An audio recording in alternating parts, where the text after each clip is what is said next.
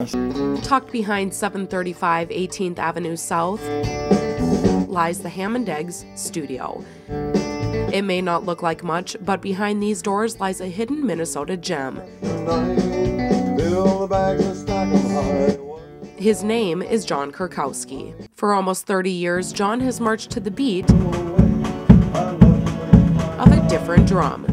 John is a songwriter with a cause. I needed a kidney transplant, and a radio station helped me, and it raised about $6,000. John is recording his latest CD with a tribute to the Fargo flooding. You gotta fill up your levees, you gotta fill up your dikes.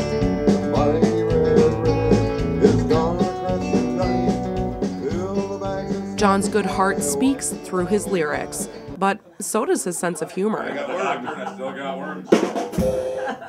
He knows it's not going to make him rich. He does it for the legacy.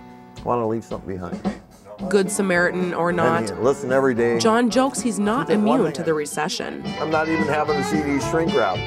Budget cut. John gets his kicks not from the fame, It's about making a difference. but from the tune of good deeds.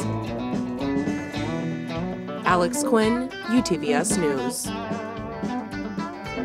You know, hook, you going on.